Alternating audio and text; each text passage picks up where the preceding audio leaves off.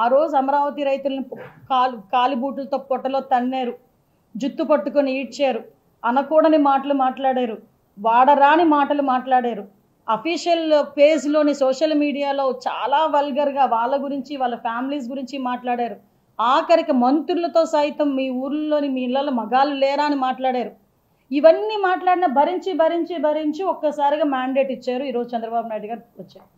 ఈరోజు అమరావతి అంటే అతగాడికి గుర్తొచ్చిన పదం తప్పించి ఈరోజు అమరావతి అంటే నిజంగా ఇంద్రుడు పరిపాలించిన ప్రదేశాన్ని అమరావతి అంటారు. ఎన్నో చంద్రబాబు నాయుడు గారు ఎంతో ఆలోచించి ఆ రాజధానికి ఆ పేరు పెట్టారు. దేవతలను అడిగాడిన ప్రదేశాన్ని అమరావతి అంటారు. ఆ దేవతలను అడిగాడిన ప్రదేశాన్ని అమరావతి అనేటప్పుడు దాన్ని వక్రీకరించి ఆ వర్డ్ నా నోటి నుంచి చెప్పడానికి కొంచెం ఇబ్బందిగా పడే పరిస్థితి. అది వేశ్యల రాజధాని, అది వేశ్యల రాష్ట్రము అని మాట్లాడుతూ ఉంటే ఎవరి గురించి మాట్లాడుతున్నావయ్యా? నీతో ఎవరు మాట్లాడిస్తున్నారు ఈ మాటలు? అమరావతి మీద ఎందుకంత అక్కసు?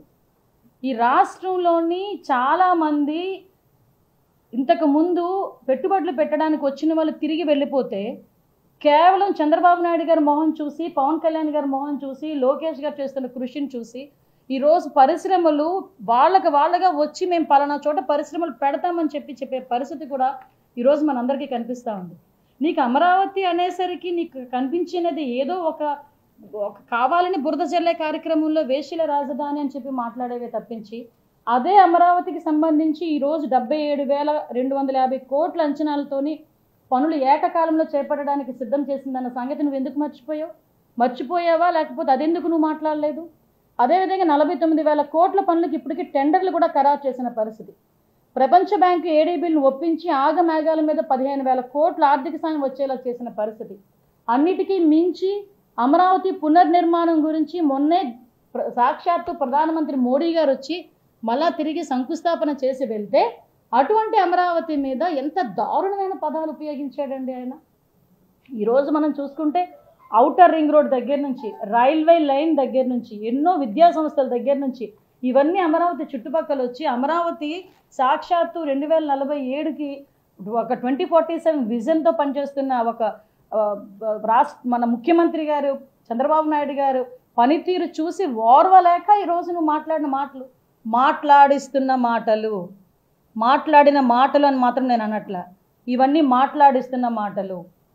అతను ఒక ఎడిటర్స్ అసోసియేషన్ ప్రెసిడెంట్ అయ్యుండి ఒక 15 డేస్కి ఒకసారి ఏదో ఛానల్ వచ్చే ఒక పేపర్కి, ఇంగ్లీష్ పేపర్కి సంబంధించి ఒక ఎడిటర్గా పనిచేస్తూ నోట్లోంచి అలాంటి పదాలు దొర్లుతున్నాయంటే ఇది కూడా సాక్షి టీవీ ఛానల్లో కూర్చొని 5,000, 7,000 రూపాయలు తీసుకొని మాట్లాడిస్తున్న మాటలా ఇవి?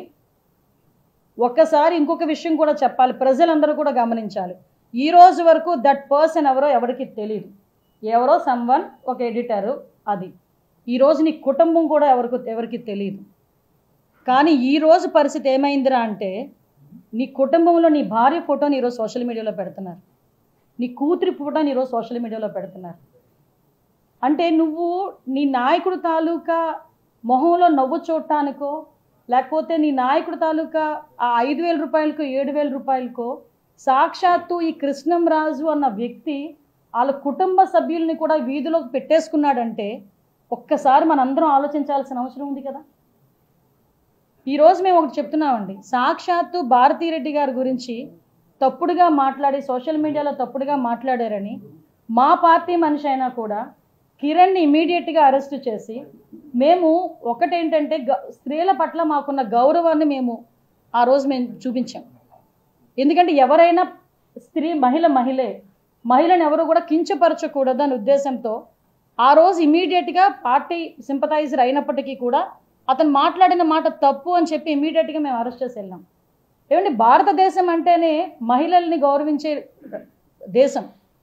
అసలు మన సంస్కృతిలోనే మహిళల గురించి గౌరవంగా ఉంటుంది. భరత మాత అంటామండి, తెలుగు తల్లి అంటామండి. అటువంటి భరతమాతని, తెలుగు తల్లిని కూడా ఈరోజు నువ్వు ఏ రంగంలోకి దింపేసావో ఒక్కసారి ఆలోచిస్తున్నావో జగన్మోహన్ రెడ్డి? ఎస్, నేను జగన్మోహన్ రెడ్డి గురించే మాట్లాడతాను. సాక్షి పేపర్ నీది, సాక్షి పేపర్ చీఫ్ మీ మిస్సెస్ భారతీరెడ్డి గారు. అటువంటి భారతీరెడ్డి అపోజిషన్లో ఉన్న భారతీరెడ్డి గారి గురించి మాట్లాడితేనే మా గవర్నమెంట్ ఇమీడియట్గా యాక్షన్ తీసుకుంది.